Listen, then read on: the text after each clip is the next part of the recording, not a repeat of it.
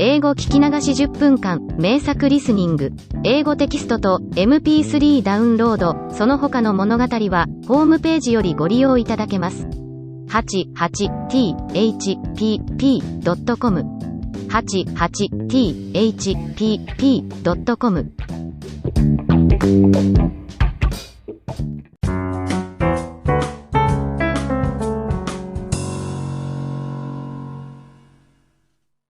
Little Snow White.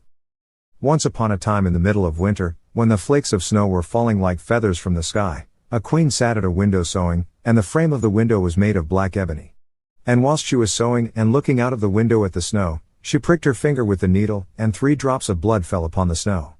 And the red looked pretty upon the white snow, and she thought to herself, would that I had a child as white as snow, as red as blood, and as black as the wood of the window frame. Soon after that she had a little daughter, who was as white as snow, and as red as blood, and her hair was as black as ebony, and she was therefore called Little Snow White. And when the child was born, the queen died. After a year had passed, the king took to himself another wife. She was a beautiful woman, but proud and haughty, and she could not bear that anyone else should surpass her in beauty.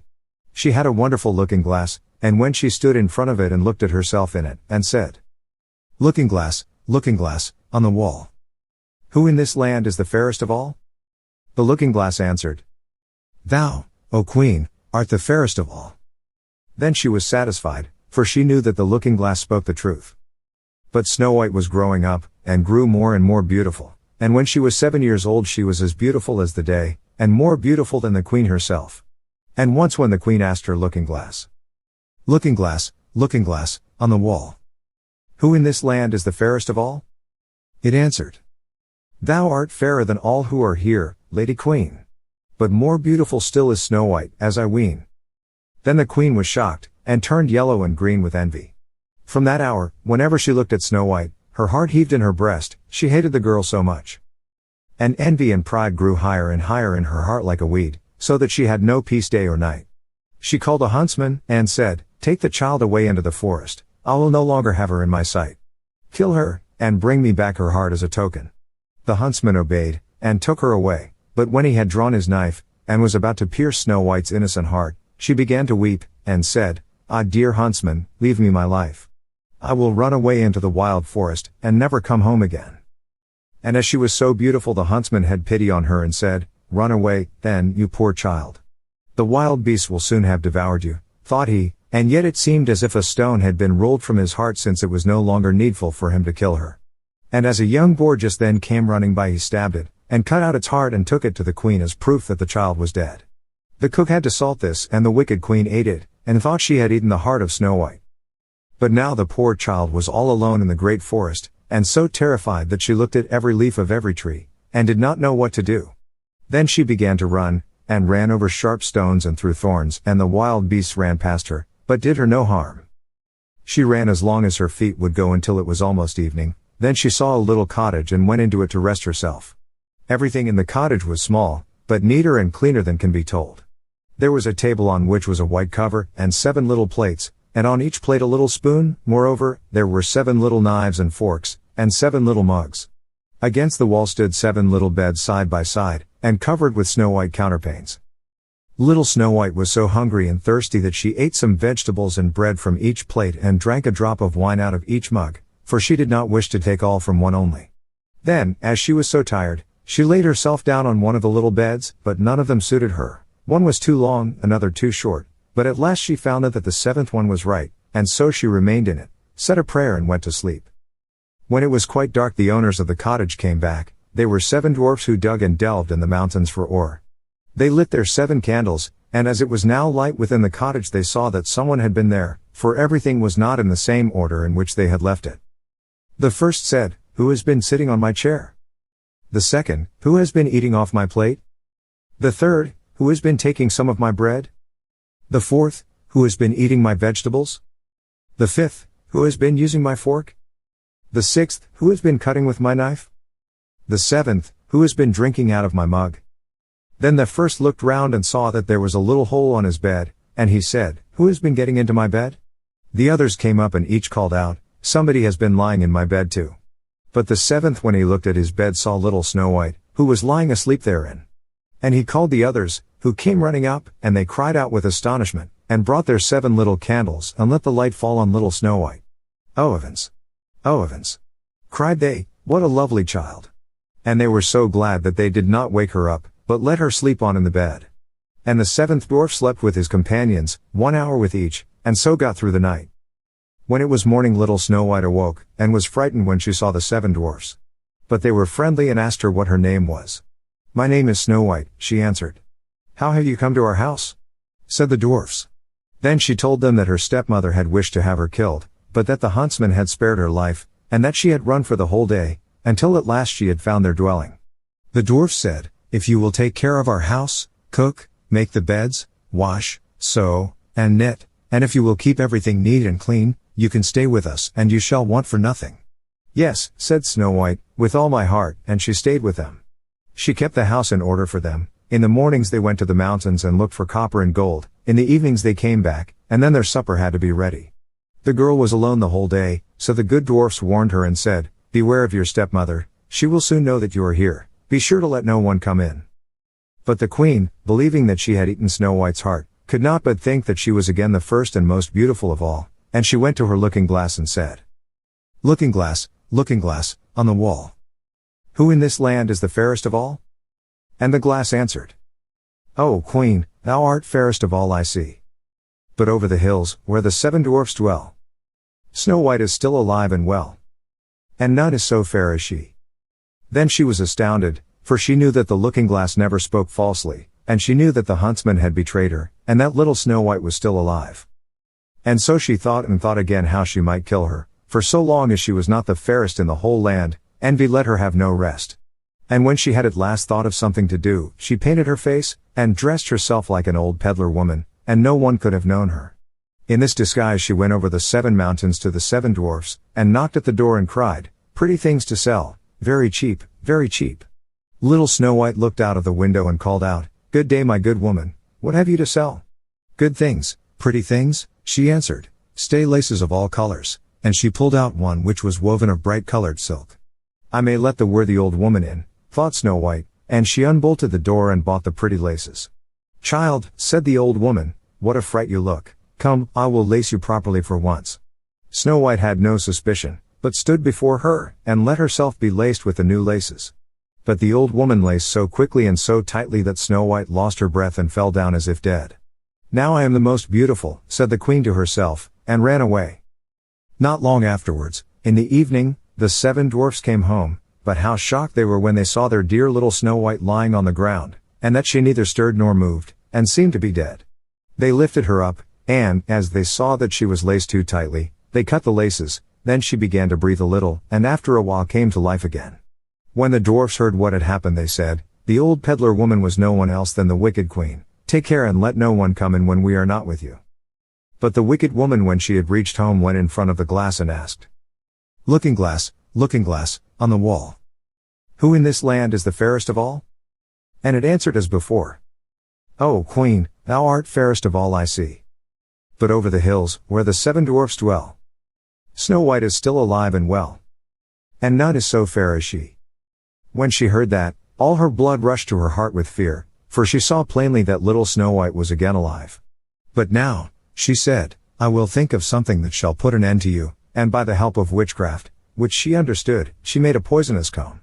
Then she disguised herself and took the shape of another old woman.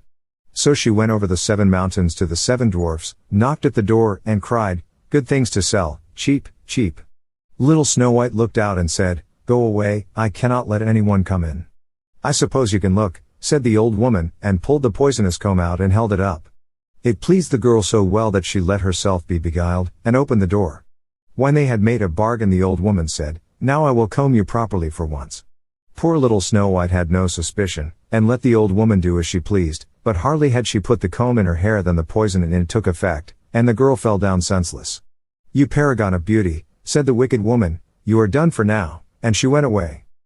But fortunately it was almost evening, when the 7 dwarfs came home. When they saw Snow White lying as if dead upon the ground they at once suspected the stepmother, and they looked and found the poison comb. Scarcely had they taken it out when Snow White came to herself, and told them what had happened.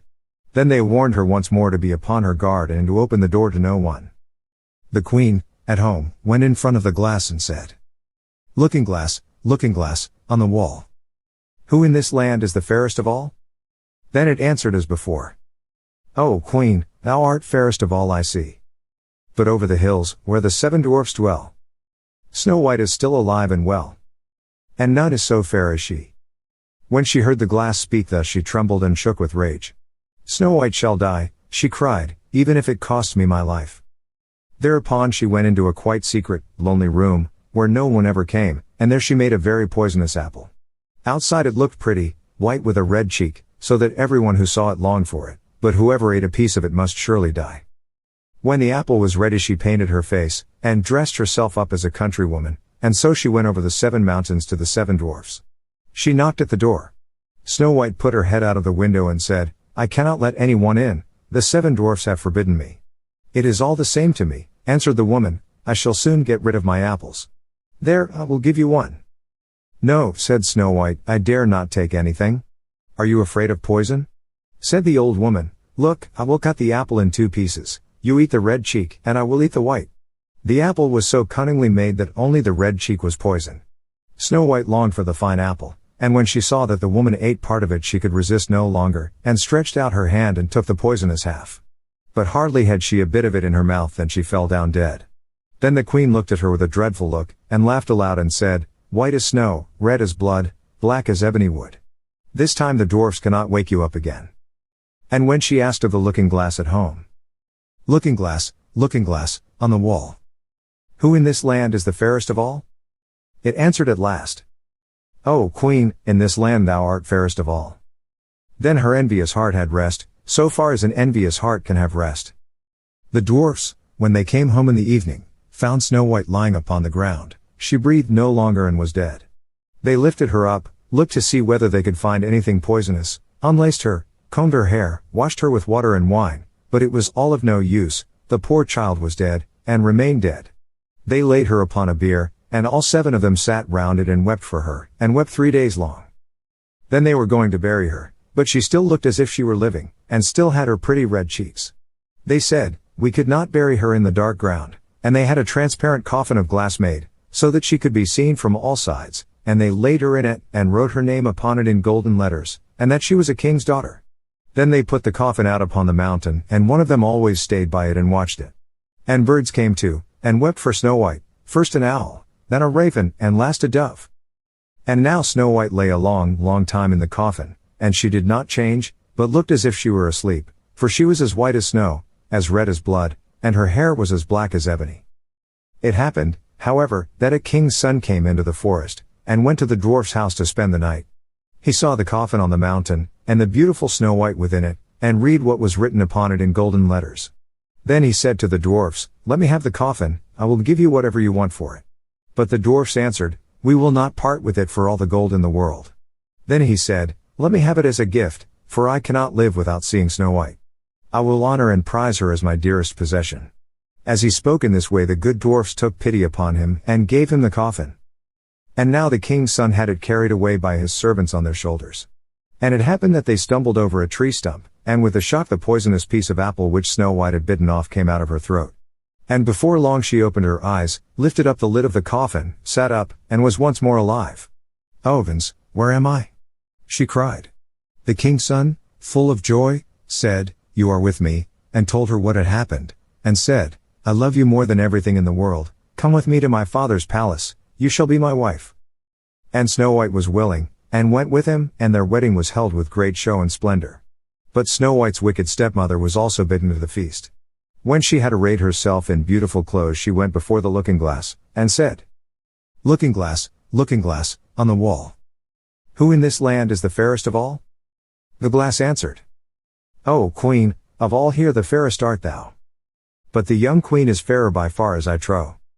Then the wicked woman uttered a curse, and was so wretched, so utterly wretched, that she knew not what to do. At first she would not go to the wedding at all, but she had no peace, and must go to see the young queen. And when she went and she knew Snow White, and she stood still with rage and fear, and could not stir. But iron slippers had already been put upon the fire, and they were brought in with tongs, and set before her. Then she was forced to put on the red-hot shoes, and dance until she dropped down dead.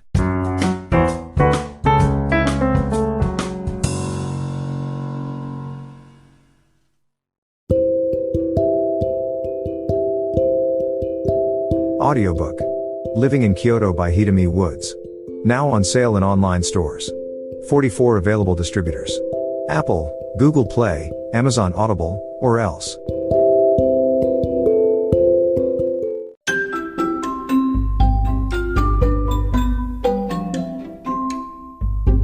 大好評。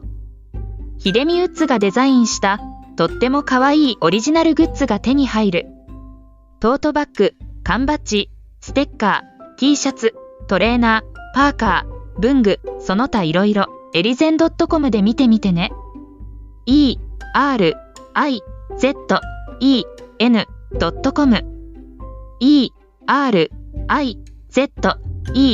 erizen.com エリゼン .com。